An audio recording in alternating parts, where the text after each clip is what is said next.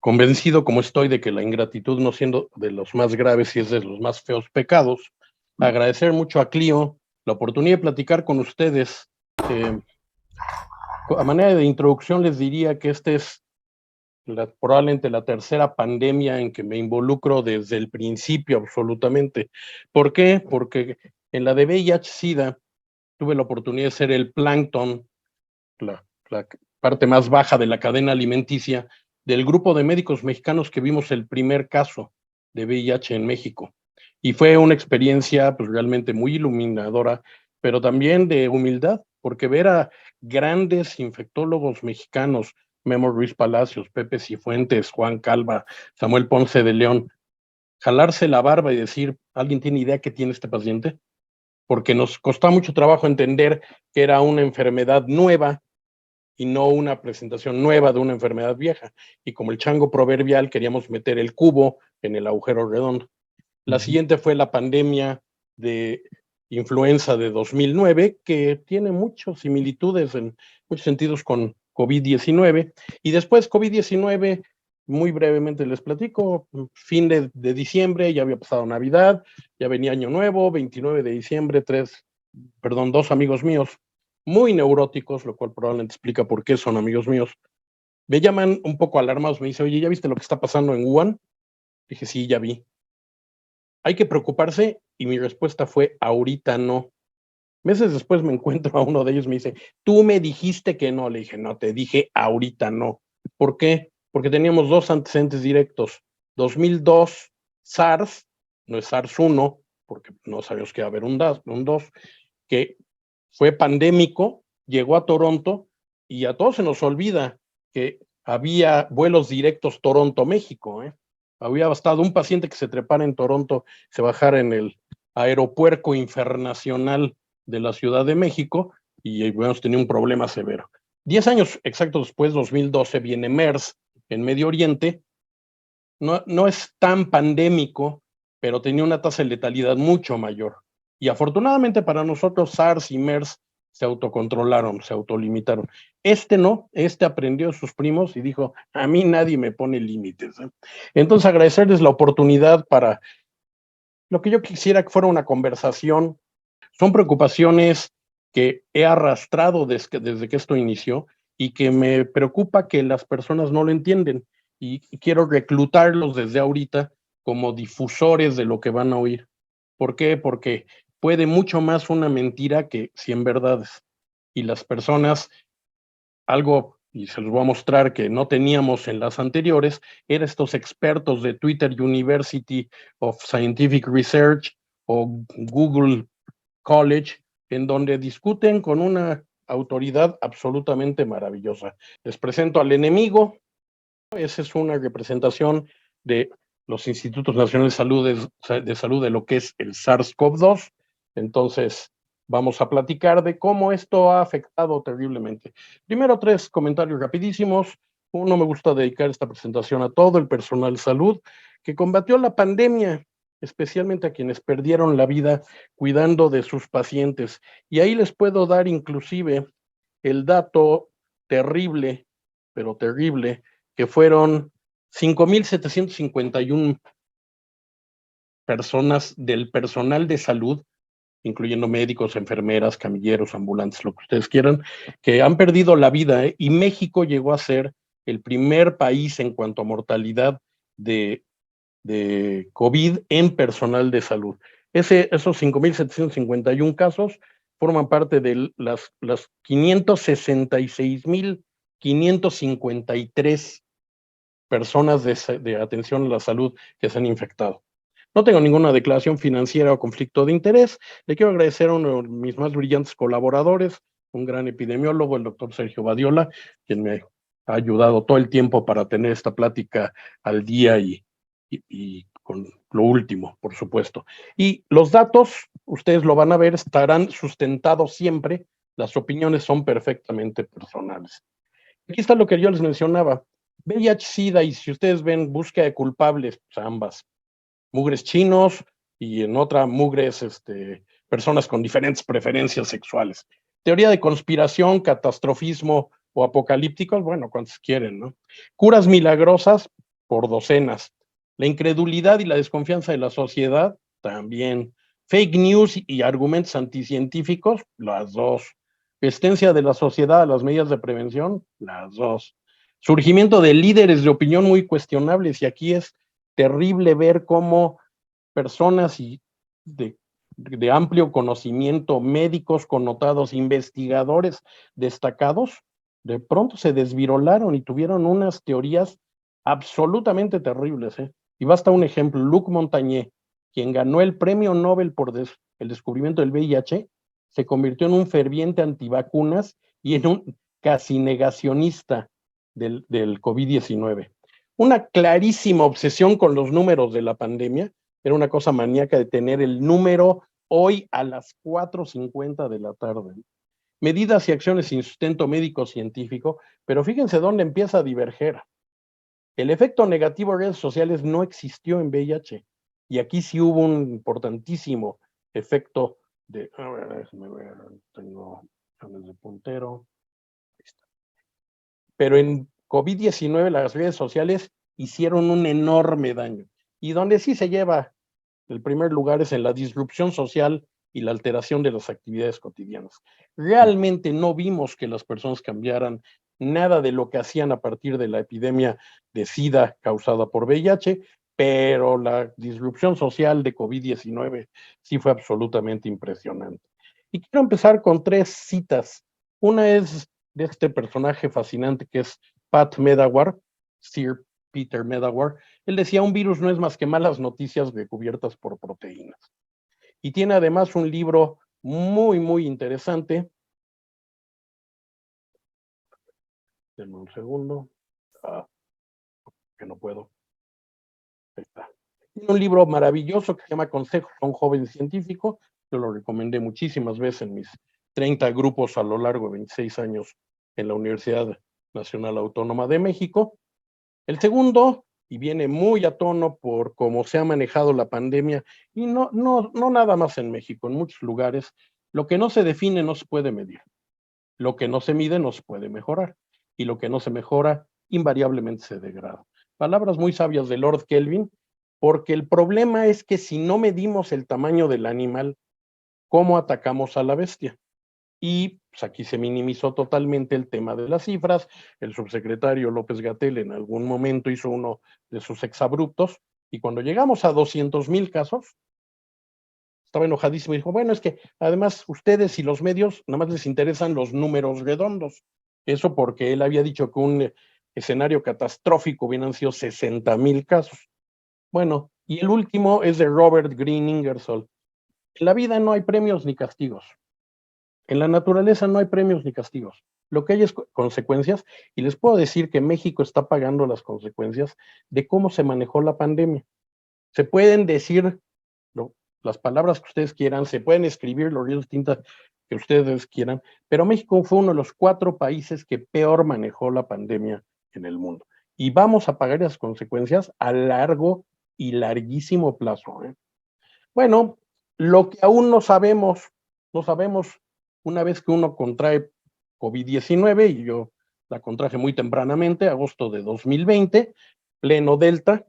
Afortunadamente fue un caso moderado, no fue un caso grave, pero sí les puedo decir que el tema de empatía vivida es muy distinto a hablar de los artículos de los journals científicos a haber padecido COVID-19 en Delta. Pero no sabemos cuánto tiempo somos inmunes. ¿Cuánto dura la inmunidad después de vacunarse contra COVID-19? Aún con el esquema completo, ¿cuánto tiempo va a durar esa inmunidad? ¿Cuánto dura la inmunidad híbrida, los que contrajimos COVID y tenemos la serie completa, al menos las primeras 3 dosis? Algo que es fascinante, pero aquí sí les podría decir que al menos ya hay mucho estudio, y seguramente lo sabremos con alguna exactitud pronto: ¿por qué algunos enfermos tienen un cuadro muy grave y otros no? Porque hay familias de 8 que se enferman los 8, 6 como si nada, 2 requieren un poquito de oxígeno suplementario en casa y listo, y hay familias de 8 que se infectan todos, se mueren 6 y 2 quedan con secuelas horribles. ¿Cuál es la frecuencia y el impacto a corto, mediano y largo plazo de COVID-19? Les puedo decir que, como llegó una de las preguntas de la audiencia, sí les voy a dar algunos datos. que deberían tranquilizarlos, espero. ¿Tan frecuentemente tendremos que vacunarnos, aplicar refuerzos? Esto sí les puedo decir, nadie lo sabe. No sabemos si va a ser algo anual, bianual, si va a depender de si surge otra variante. Se cuenta con evidencia sólida sobre cómo combinar o sumar vacunas. Yo manejé el portafolio de vacunas de una de las compañías más importantes en vacunas en el mundo. Y les puedo decir que esto era anatema, ¿eh? Nada de que, no, a ver, doctor, ¿cómo que le va a poner una de esta compañía y dos de la otra compañía? Y sin embargo, se hizo todo el tiempo. La mayor parte de nosotros no tienen la misma vacuna en las 3 o 4 dosis. Tenemos cuando menos 2, algunos hasta 3, y hay quienes tienen una de cada una. Tienen 4 dosis diferentes. ¿Cuándo va a desaparecer la pandemia? Claramente va a la baja, pero esto no implica que necesariamente se vaya a acabar. ¿Por qué pongo esto en gris? Porque ¿se alcanzará la inmunidad de rebaño? Aquí sí se las puedo contestar. No, no se va a alcanzar. La inmunidad de rebaño está calculada de acuerdo a lo transmisible de la gente. Con la transmisibilidad de Omicron, no hay manera. Tendría que estar vacunado el 99.8% de la población y no va a estar, ¿eh? ¿Volveremos a vivir como lo hacíamos en 2019? Hay que dividir las actividades en 3. Algunas cosas van a ser totalmente distintas, algunas se van a parecer y las menos van a ser casi iguales a como vivíamos felices en 2019. ¿Cuántos picos más habrá? Varios, varios. Ahorita ya se habla por lo menos de que ha habido 7 picos más que olas, pero va a haber más y ahí es donde reside el problema. Se está replicando el virus y virus que replica muta y virus que muta puede adquirir ventaja, ¿eh? ¿Cuándo enfrentaremos el siguiente patógeno emergente? De hecho, podríamos estarlo haciendo ahorita o podría haber aparecido en 2022 y ni cuenta nos dimos, pero esto es cuestión simplemente, como dicen los documentales de National Geographic, la pregunta no es si va a pasar, es cuándo va a pasar. Bueno, el día de hoy tenemos apenas 3 años, 207 días, 42 meses, 25 días, 186 semanas con un día, 1303 días con el SARS-CoV-2 afectándonos. Si ustedes ven que no hemos llegado ni siquiera a 4 años, la verdad es que el impacto de este agente biológico ha sido absolutamente impresionante. Yo diría que en todas las esferas de la vida humana, ¿eh? Bueno, este es el tablero de Johns Hopkins y para que vean que no es impresión, ya dejó de ser de actualidad el tema que el 10 de marzo de 2023 Johns Hopkins dijo que ya no podía seguir costeando el precio del tablero. Por mucho fue el mejor tablero que había disponible, estaba súper completo, pero a ver, igual que en VIH-Sida, yo formaba parte del grupo que tenía responsabilidad sobre los números de la pandemia y de VIH-Sida en México.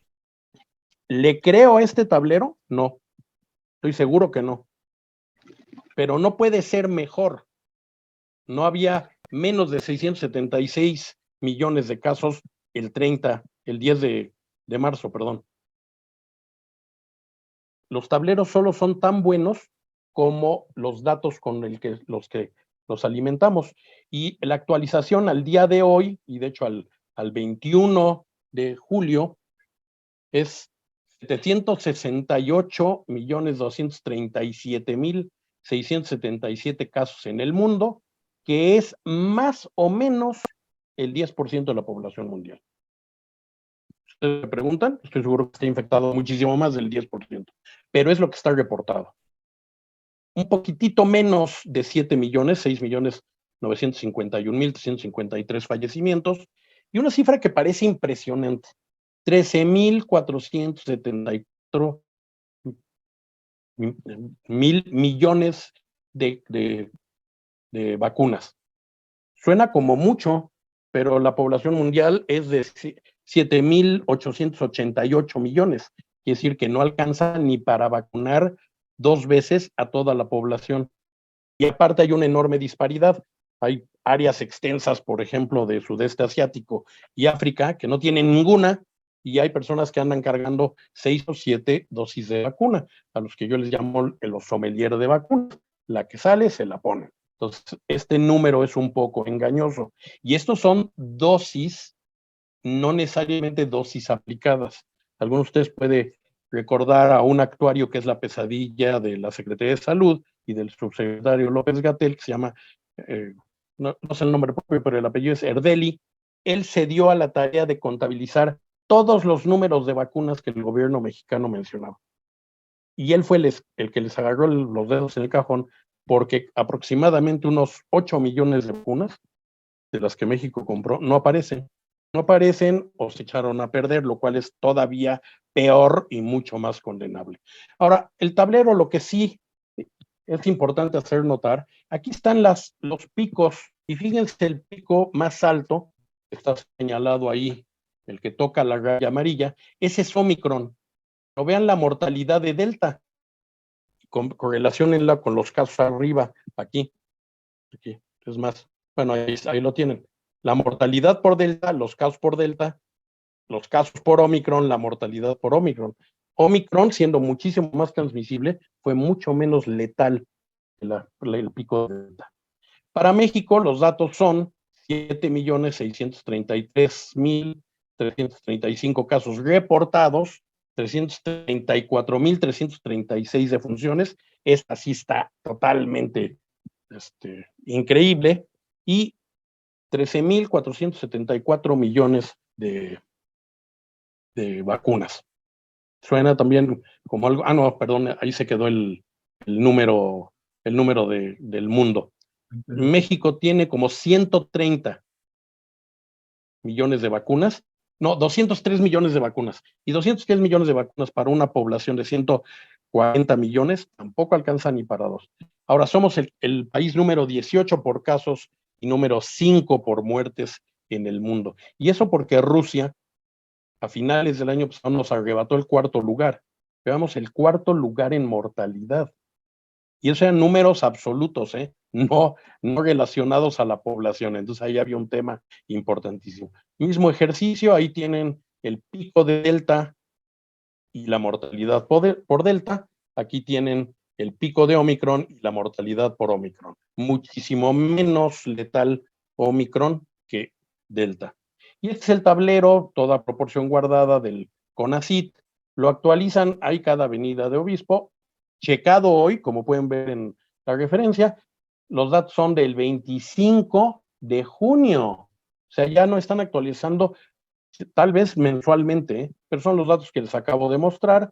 Aquí lo interesante son dos cosas. Uno, casi paridad de género. Les puedo decir que, habiendo seguido la pandemia muy de cerca, hubo momentos en que eran 50 y 50. Mitad y mitad, hombre contra mujer. La mayor parte eran ambulatorios, como el 10%, se hospitalizaron a lo largo de la pandemia. Ahí están las comorbilidades. Una comorbilidad no es más que una enfermedad añadida que el paciente presenta. Cuando se van a defunciones, ahí ya no hay mucha paridad de género, son casi 2-1, mueren 2 hombres por cada mujer. La mayor parte de los fallecimientos ocurren en hospital, pero hay un porcentaje pequeño de pacientes que mueren en casa. Las comorbilidades aquí las ven más elevadas. Pero les quiero mostrar esta diapositiva. Primero, el tema de exceso de mortalidad. El tema de exceso de mortalidad es terrible porque ahí lo ven, si son 333,000 casos, pero hay 505,748 casos atribuibles de personas que no era estadísticamente previsible que murieran, pero murieron, y entonces se añaden al grupo, pues les da un poquito más de 850,000 mexicanos muertos por COVID. Y ese es probablemente el argumento más sólido para apoyar el tema de que México realmente cometió muchos errores. Ahora, como yo siempre digo, hay errores que no íbamos a poder evitar cometer, pero hay muchos que se pudieron haber evitado. Y teniendo la evidencia científica, no se hizo lo que se tenía que hacer. Esas son las consecuencias que les digo que vamos a acabar pagando por el mal manejo de la pandemia. Y algunos de ustedes, si tenían la costumbre de sintonizar a las 7 de la tarde al señor subsecretario, esta fue la última actualización semanal. No le hagan caso ni a la fecha ni a los números. Lo importante es que ya teníamos identificado qué era lo que ponía al paciente en riesgo: hipertensos, diabéticos, obesos, fumadores, insuficientes renales, enfisematosos, cardiópatas, inmunosuprimidos, asma y VIH-Sida. Pero también el tema de diabetes en México, ustedes saben que tiene prácticamente proporciones alarmantes. Y si ustedes hacen la suma, les da 135%, pero un porcentaje como de casi 30% no habían manifestado comorbilidades. Quiere decir que el 70% de los pacientes sumaban 135%. Pues claro, porque el paciente diabético no solo es diabético, es obeso, además fuma, además es hipertenso, a lo mejor es cardiópata, y ahorita van a ver el efecto aditivo de las comorbilidades. Y la otra es que en esta última vez que utilizó esta presentación, ya se había identificado a las embarazadas como un grupo de riesgo de mortalidad elevado. Ahí tienen el factor más importante, ya lo sabemos, es la edad. Conforme aumenta la edad del paciente, para pacientes de 85 años o más, hay 10.6 veces más posibilidades de hacer un COVID cuyo desenlace sea mortal. Y aquí tienen el peso de obesidad, de diabetes, de enfermedad renal, de enfisema, de trastornos neurocognitivos y de cardiopatías y aterosclerosis. Y, a ver, ninguna comorbilidad, un riesgo de 1. Tienen una de estas añadida, 50% más, 1.5. Tienen 2 a 5 de estas, escojan del menú, 2.6. Y de 6 a 10 se eleva a 3.3, que porcentualmente es enorme la diferencia entre tener ninguna comorbilidad, una o hasta 6 o más comorbilidades. Hay consecuencias poco vistas. Una de las preguntas que me pareció muy interesante que enviaron en el chat fue consecuencias sociales. Y simplemente vean el dato. Al 30 de diciembre, porque no lo han actualizado, el Imperial College of London decía que había 7.670.000 huérfanos en el mundo.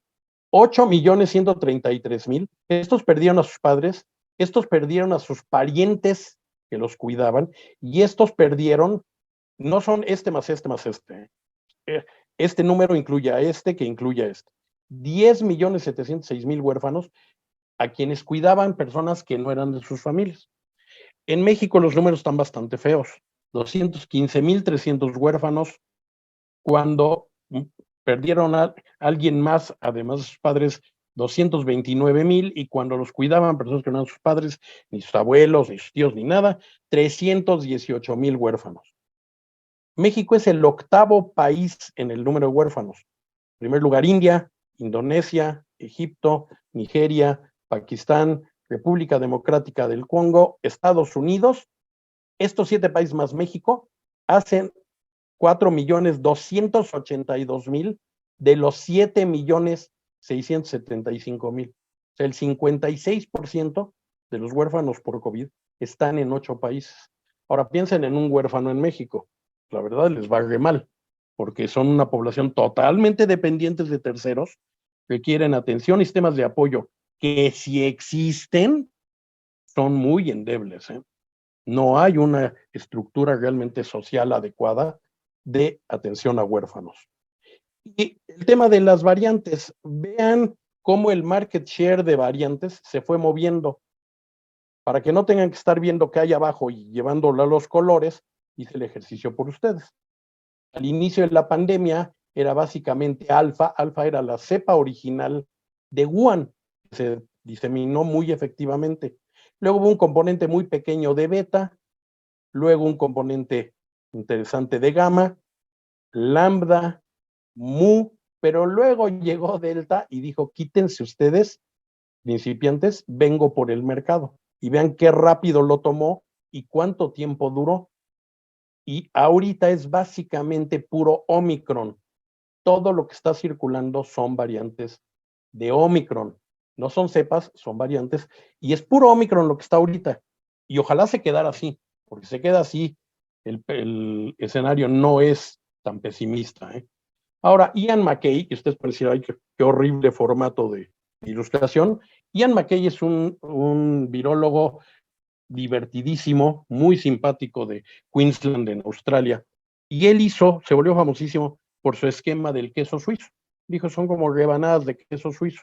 Y estos coronavirus que están aquí a la izquierda van a tratar de llegar a esta persona, no es un paciente, porque no está enfermo, que muy responsablemente, como pueden ver, está usando su cubrebocas. Mientras más rebanadas de queso haya, se les va a complicar a estos coronavirus hacer todo este trayecto.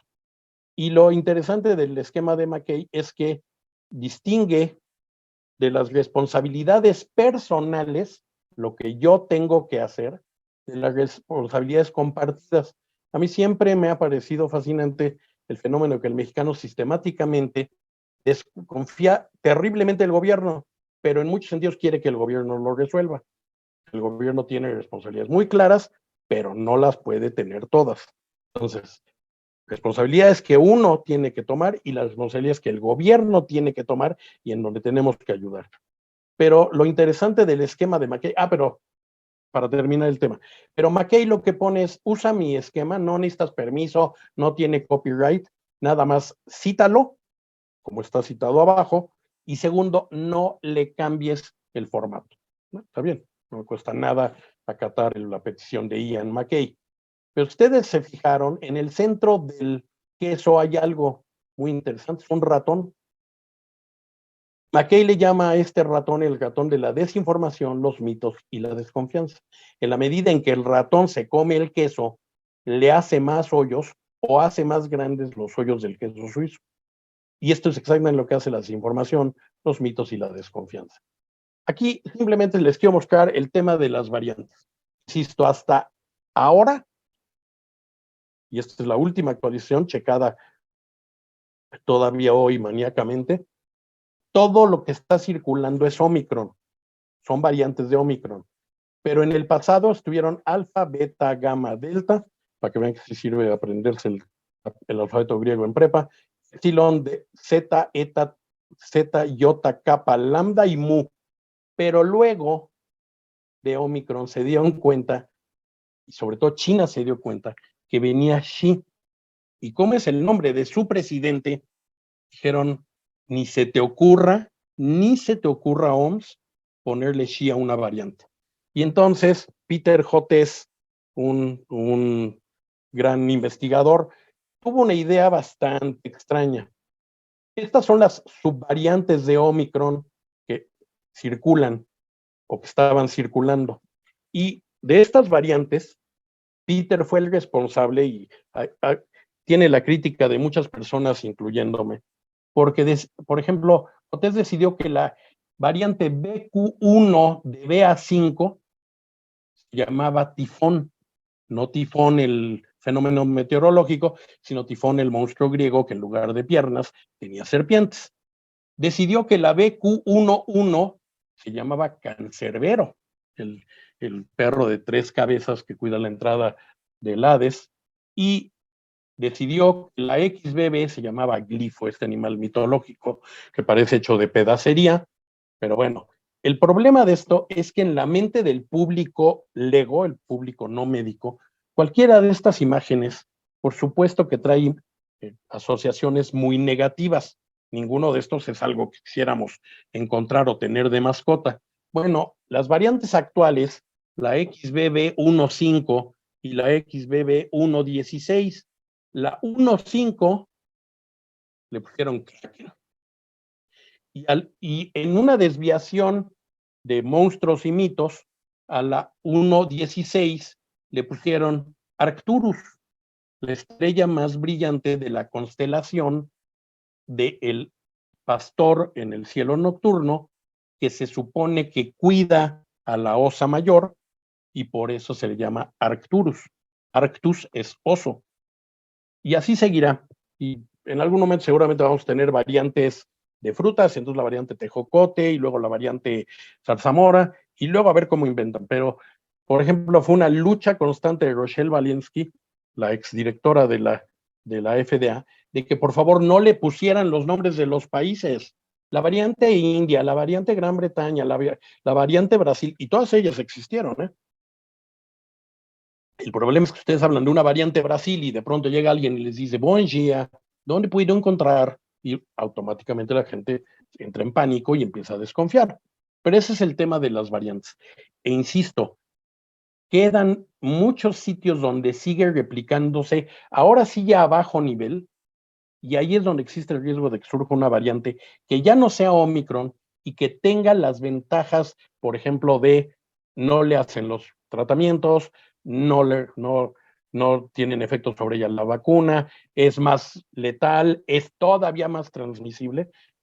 COVID y SARS-CoV-2 superaron a sarampión como la enfermedad más contagiosa.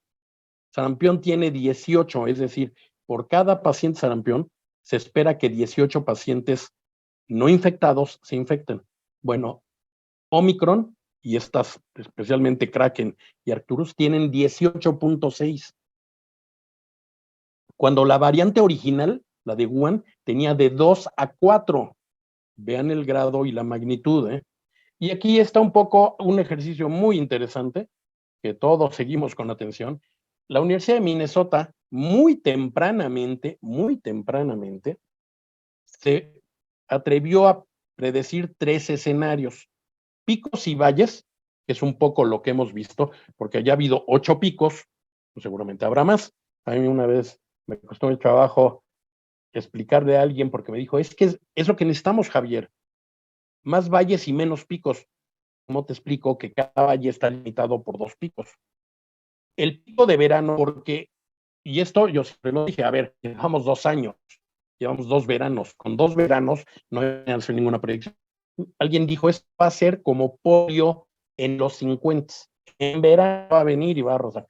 Esta afortunadamente no va a ser, y esta es la de apagamiento lento, en donde los picos van disminuyendo de intensidad, y esto es básicamente, se entiende por, pasa de un comportamiento pandémico a un comportamiento endémico, pero aún en estos picos hay casos, hay brotes de infección, habrá que poner medidas de contención, habrá que reforzar las medidas de prevención que ahorita vamos a hablar de ellas. Ahí estaban las definiciones de brote epidémico, epidemia, pandemia y endemia. No se preocupen por el texto, lo que me interesa que se quede en la mente de todos ustedes y que repliquen y repitan allá afuera, endémico no quiere decir que ya desapareció o que dejó de importar, porque ahí es donde nuestra confianza nos puede castigar la naturaleza. Ahí sí, la consecuencia, que sería entendida como un castigo, sería que volviera a haber otra oleada. La sola idea nos pone a los que trabajamos en esto los puntos de punta. Y este es otra muestra de cómo ya ha bajado de intensidad el interés. Este es el dashboard, el tablero de vacunas de la OMS. Y ahí tienen 183 vacunas en desarrollo clínico, es decir, en fase 1, 2, 3 o 4, y 199 vacunas en fases preclínicas. Pero en realidad hay como 25, 20, tal vez 25 máximo, vacunas que se están utilizando. Y lo que es muy importante, este es un tablero de la OMS que mete los datos de cualquier vacuna que la OMS sabe que está desarrollando. No significa que estén aprobadas, no tiene ninguna función de avalarlas, eh, decir estas son buenas, estas son las que hay que usar. Es más, ustedes se meten y aquí encuentran, por ejemplo, cosas fascinantes como la vacuna patria, que no está como vacuna patria, porque la encuentran como el proyecto que se desarrolló hace varios años, muy tempranamente, en la Escuela de Medicina Paul Icahn del Hospital Mount Sinai en Nueva York. No es resultado de ninguna ciencia cuatroteísta suprema, superior a la ciencia neoliberal. Es un proyecto de Mount Sinai que lo evaluaron y dijeron, bueno, pues está padre, pero esto no va a ir. Alguien se lo encontró y lo disfrazó y dijo, wow, la vacuna patria. Aquí encuentran Soberana 1, Soberana 2 y Abdala, las 3 cubanas, porque Cuba llegó a tener 5 proyectos de vacuna. Y ahí encuentran Abdala, Soberana 1 y Soberana 2, que de hecho es lo que va a haber en México. Ahorita vamos a platicar de ese tema un poquito escabroso. Entonces, un gran total de 382 vacunas en desarrollo. Y lo que se llama vaccine hesitancy, que no he encontrado una traducción adecuada, es el continuo de aceptación o rechazo de las vacunas. A ver, tenemos a los que rechazan todas las vacunas, todas, todas, todas, todas, no les importan. Además, por ejemplo, en Estados Unidos tienen una mezcla fascinante porque son los que están en la segunda enmienda, de yo tengo derecho a tener un arsenal prácticamente militar en mi casa, y aparte tengo temas con el aborto, y aparte tengo temas con la preferencia sexual, y el gobierno me quiere controlar, y desconfío del gobierno y no pago impuestos. Bueno, luego los que rechazan algunas, los que rechazan, aceptan o hasta retrasan, ahí dependiendo. Los que aceptan algunas, tal vez la mayoría, y los que aceptan todas. ¿En dónde creen que deberíamos invertir nuestro tiempo y esfuerzo? Pues la lógica dice, concéntrate en estos tres. A los de la extrema izquierda no van a aceptar ninguna, se les diga lo que les diga. Y en los otros van a poner lo que salga. Si traen una vacuna extrañísima con un virus de sincicial respiratorio como vector, se la van a ir a poner, ¿eh? Esos son los sommeliers de vacunas y son los que, insisto, yo conozco personas que tienen 2 y hasta 3 esquemas completos de una vacuna. Tienen como 9 vacunas encima. No hay ninguna experiencia. ¿Qué pasa cuando hacemos eso? Pero bueno, no hay manera de disuadirlos.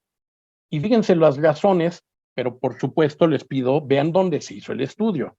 Dinamarca, la ilusión presidencial del sistema de salud, ¿verdad? Alemania, Francia, Portugal, Holanda, Italia y Reino Unido. Los eventos adversos, no me las pongo por los eventos adversos, porque yo creo que no son seguras. Otra razón no especificada, es mejor dejar que la naturaleza tome su curso. Se irían de espaldas si vieran la cantidad de personas que opinan esto, que es mejor infectarse de la enfermedad que vacunarse contra esa enfermedad. No creo que el COVID-19 sea muy peligroso, le tengo miedo a las inyecciones, creo en la medicina natural o tradicional, estoy en contra de vacunas y hay un grupito que tiene unas razones religiosas particularmente extrañas, pero que además no vuelan, ¿eh? No vuelan. A estos ya me los convencí en un par de ocasiones, porque muy fieras me dijeron, no, hay un tema ético-moral, no, no hay ningún tema ético-moral, pero bueno.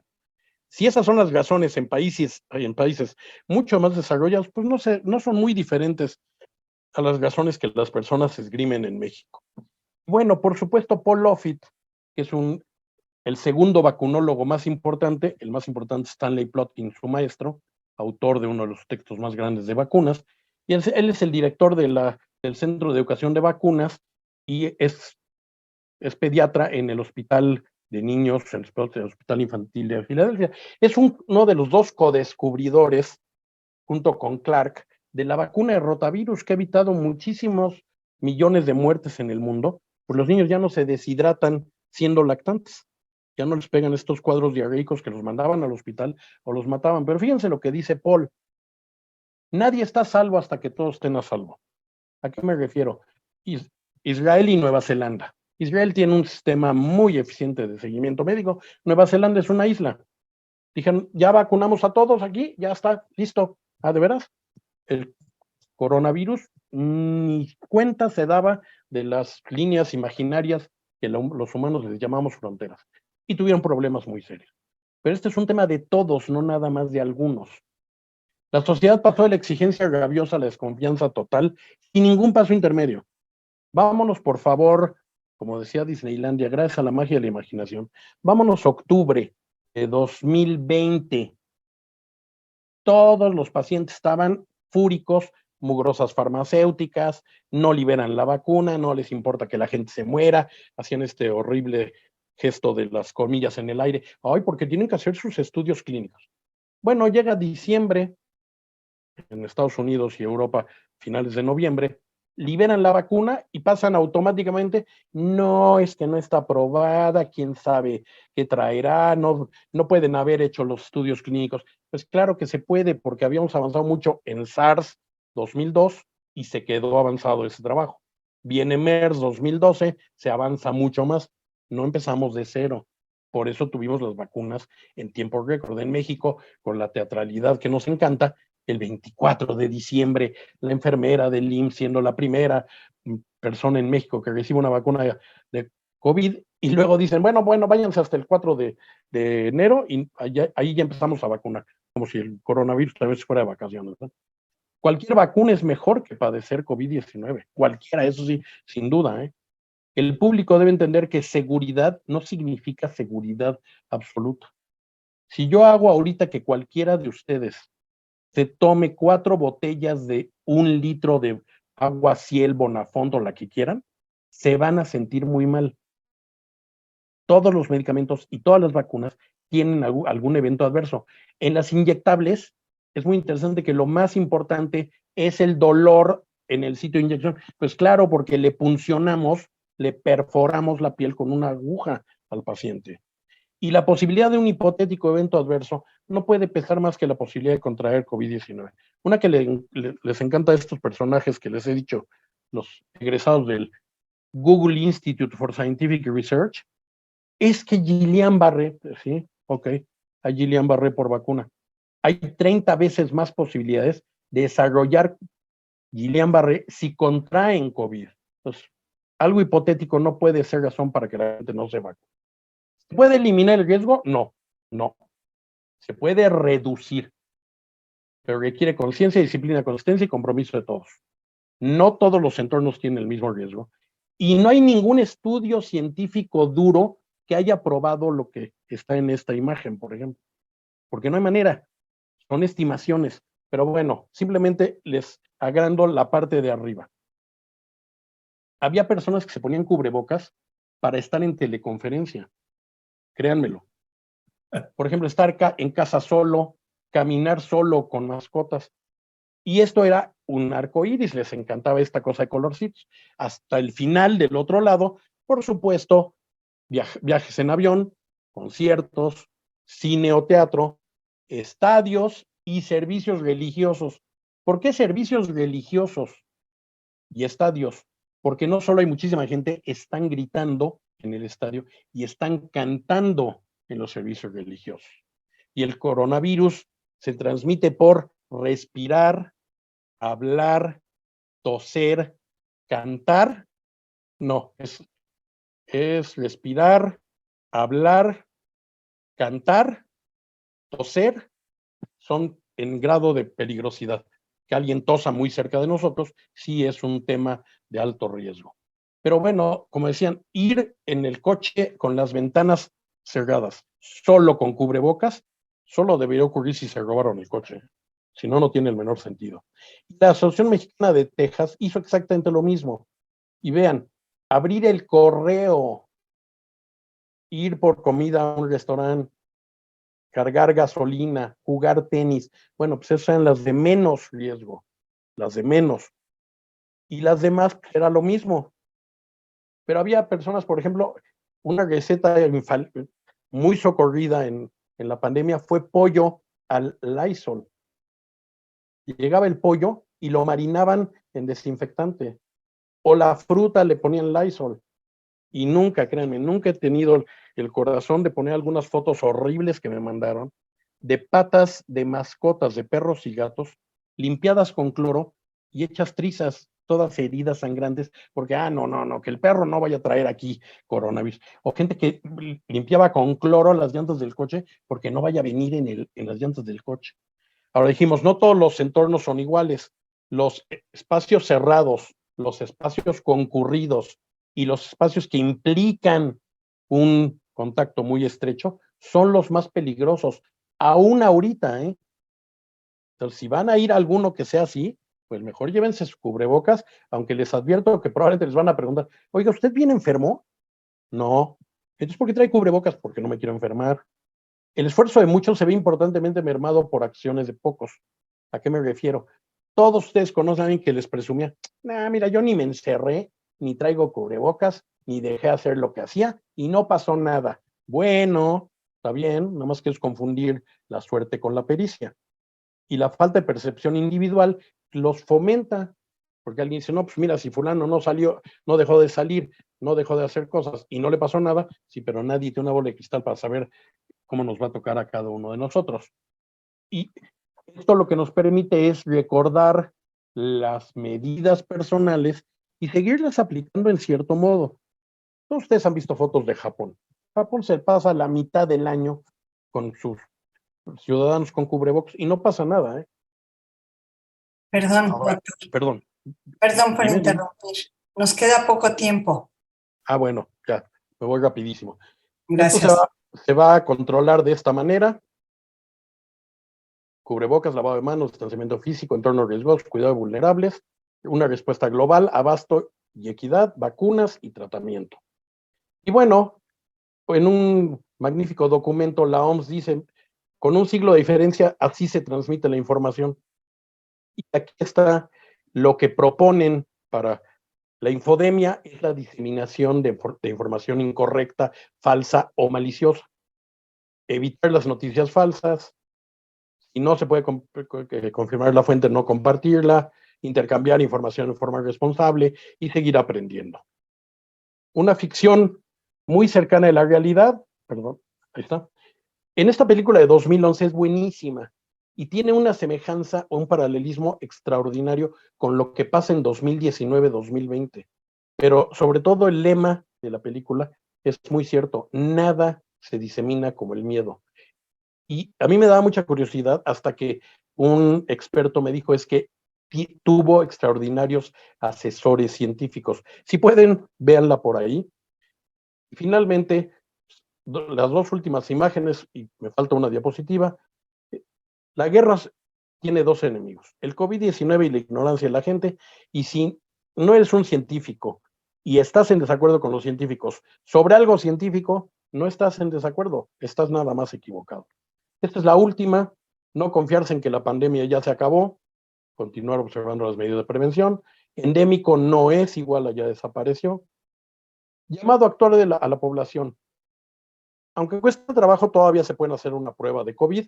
Y por favor, vacúnense contra influenza. Influenza mata entre 35 a 45 y ha habido años en que ha matado 65,000 personas en Estados Unidos, con una campaña absolutamente bien armada contra influenza. Entonces, en cuanto llegue octubre, hay que empezar a buscar dónde se pueden vacunar contra influenza. Tener mucho cuidado con la infodemia, por favor, nunca contribuyan. Distingan entre ciencias y datos contra mitos, leyendas urbanas y desinformación. Poner siempre circunstancias, información, expectativas en contexto. Ahora sí falta muy poquito, pero ese poquito, como en todo viaje, es probablemente el que se siente, no el que es, pero el que siente más pesado. Valorar lo positivo que hemos logrado, y en palabras de Tony Fauci, tenemos las herramientas, es hora de utilizarlos. Y la importancia de tener un plan personal, familiar, de reanudar actividades. Esto no lo puede dictar el gobierno, esto lo tienen que diseñar ustedes, y con mucha objetividad, prudente, factible y cuidadoso, como decía el maestro Sepúlveda, un gran funcionario de salud en México. No pueden caer en el optimismo irresponsable, pero tampoco en el pesimismo paralizante. Y por favor, ayúdenme a diseminar la información para que se mantenga la esperanza, el ánimo y la empatía. Es muy difícil porque el ambiente es muy preocupante, es impredecible, desgasta mucho a la población y está absolutamente fuera de nuestro control. Bueno, con esto les doy, en 15 idiomas, les doy las más sobradas gracias por su atención. Gracias.